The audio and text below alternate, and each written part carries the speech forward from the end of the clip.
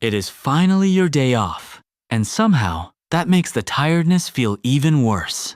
There's no alarm forcing you awake, no meeting you are late for, no place you have to be in the next 30 minutes. You slept longer than usual, maybe 9 hours, maybe 10, the kind of sleep you kept promising yourself would fix everything once you finally had the chance. And yet, when you open your eyes and look at the quiet room around you, you do not feel restored. You feel delayed, as if your body came back online, but the rest of you is still somewhere behind the screen, loading slowly. For a while, you stay in bed, not because you are sleepy exactly, but because getting up feels like agreeing to exist again. Your phone is nearby, but even reaching for it feels like a small responsibility.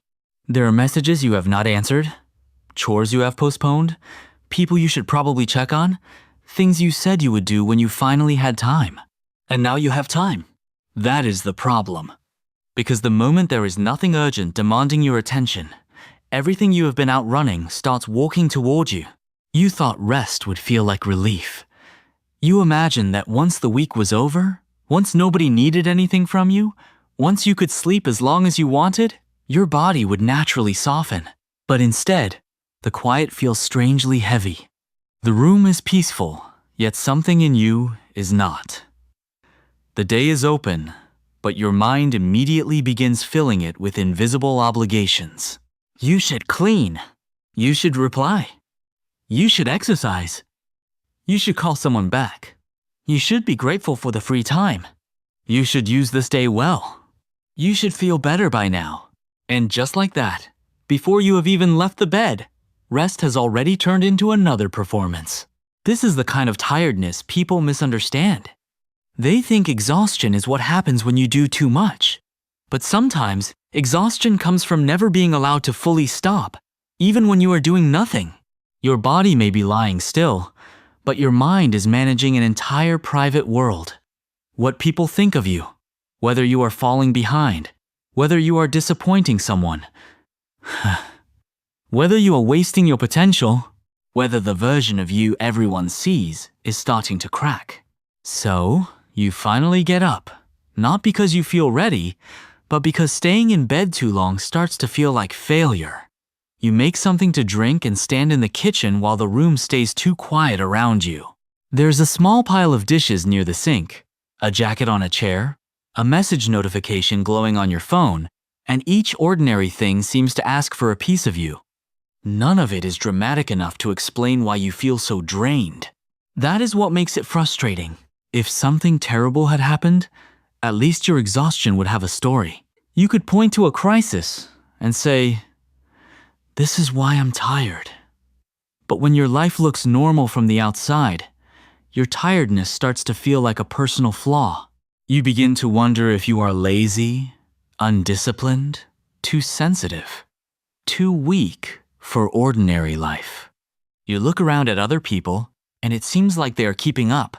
They are making plans, posting photos, replying quickly, going to the gym, building careers, maintaining relationships, remembering birthdays, cooking meals, becoming better versions of themselves before breakfast. Meanwhile, you are standing in your kitchen, trying to gather enough energy to wash a cup. But maybe the question is not why you are so bad at living. Maybe the question is why living has started to feel like something you have to survive.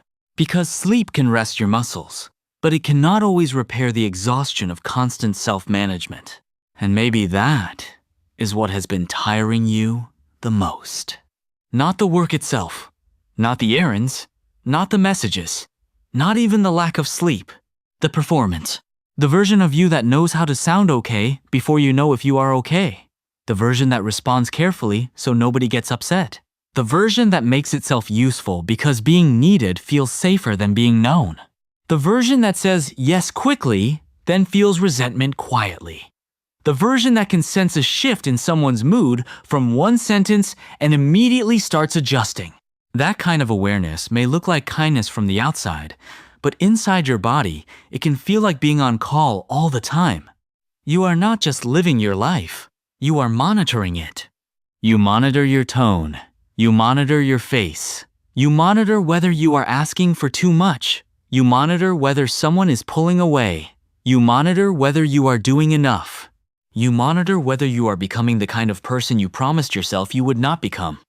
And monitoring is not rest. Even when you are sitting still, monitoring keeps the nervous system awake. This is why you can sleep for hours and still feel like you never disappeared deeply enough to recover. Some part of you stayed at the doorway all night, listening.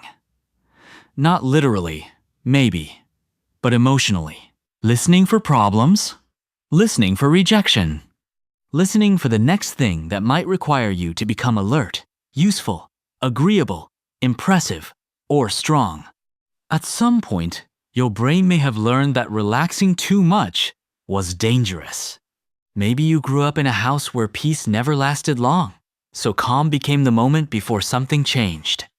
Maybe you were praised for being easy, mature, low maintenance, and responsible, so you learned to hide your needs before anyone had to reject them. Maybe you were surrounded by people who loved you, but did not really know how to make space for your feelings. Maybe you became the person who could handle everything because nobody asked whether you wanted to. When that happens, tiredness becomes more than physical. It becomes the cost of being emotionally available to everyone except yourself. You may not notice it while you are busy because busyness gives exhaustion a place to hide. During the week, tiredness makes sense. You can blame the schedule, the traffic, the workload, the lack of time. But on a day off, when the usual excuses disappear and you still feel heavy, something deeper gets exposed. This is not just sleep debt. This is self-abandonment debt. It is the tiredness that builds every time you ignore your own signals to keep the peace. Every time you laugh when something hurts. Every time you say no worries while your body tightens. Every time you let someone cross a boundary because explaining it feels harder than enduring it. Every time you postpone your own sadness because someone else's feelings seem more urgent. Your body remembers those moments, not as clear memories, always, but as tension, as fatigue, as the strange heaviness that appears when life finally gets quiet. By noon, you have done almost nothing, but you already feel behind. This is the cruel part. Rest should return energy. But when you are deeply depleted, rest can first reveal how depleted you actually are. The moment you stop pushing, you feel the weight you were pushing through. And because it feels worse before it feels better, you assume rest is not working, so you reach for stimulation instead. You pick up your phone again. You scroll through videos you will not remember.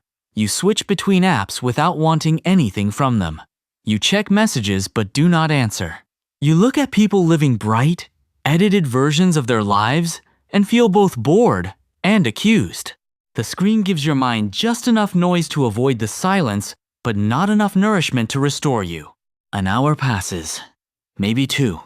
You feel more tired than before. Not because you did too little, but because distraction is not the same as restoration. Distraction can numb you, but it does not always return you to yourself. It keeps you from feeling the full weight of your exhaustion, which can be useful for a while, but it cannot tell your body that you are safe. And safety is what deep rest requires. Not just a bed, not just darkness, not just free time. Safety. The kind of safety where you do not have to prove your worth for a few hours. The kind where no one is silently disappointed in you. The kind where your body is not preparing an explanation for why you deserve to stop. The kind where you can be unproductive without feeling like you are becoming unlovable. If you have never had much of that kind of safety, then rest may feel unfamiliar. You may sit down and immediately feel anxious. You may try to relax and suddenly remember everything you have avoided. You may have a free afternoon and fill it with guilt because a quiet life feels undeserved unless you have earned it through exhaustion. That is why just sleep more can feel insulting. Because the problem is not always that you do not know how to sleep. Sometimes the problem is that your entire identity has been built around staying useful, staying ready, staying impressive, staying okay. And when you finally stop, you do not know who you are without the effort. so your body keeps the lights on inside. Even at night, even after 8 hours, even on your day off. There's another kind of tired that comes from carrying emotions you never got to finish feeling. Anger you turned into politeness. Grief you turned into productivity. Fear you turned into planning. Loneliness you turned into independence. Disappointment you turned into, it's fine. Those emotions do not disappear just because you found a more acceptable name for them. They wait in the body.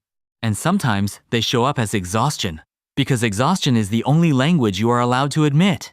You may not let yourself say, I am hurt. You may not feel safe saying, I am angry.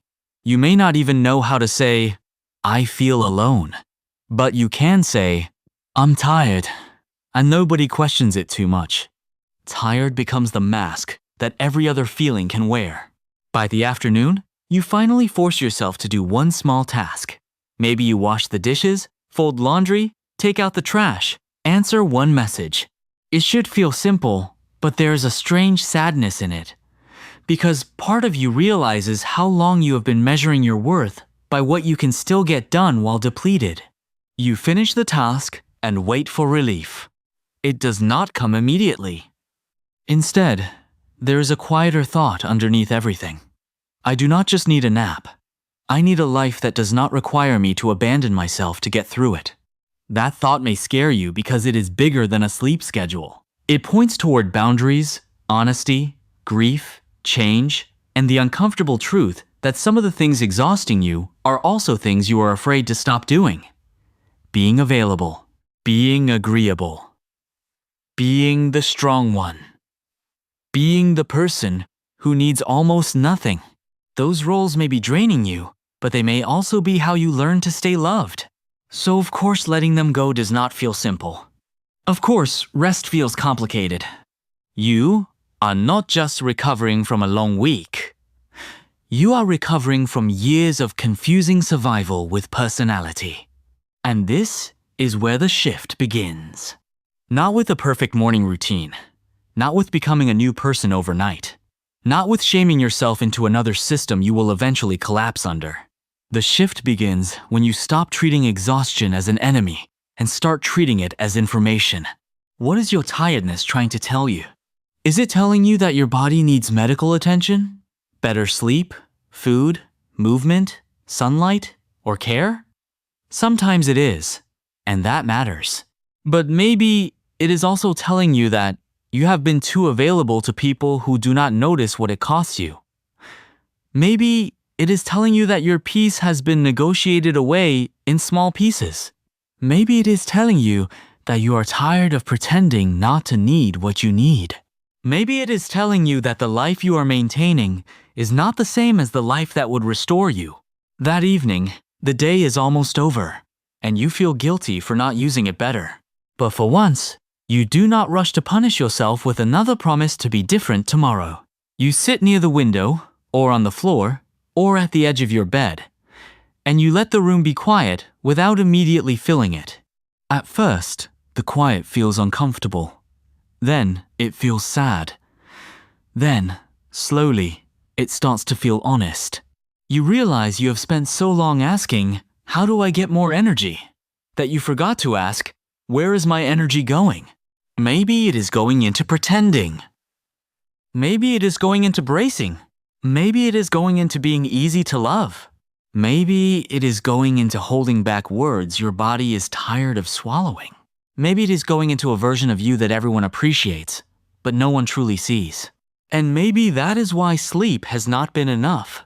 Because sleep can close your eyes, but it cannot close the gap between who you are and who you keep forcing yourself to be. So tonight, when you finally lie down again, maybe the goal is not to fix your whole life before morning. Maybe the goal is smaller and more honest than that.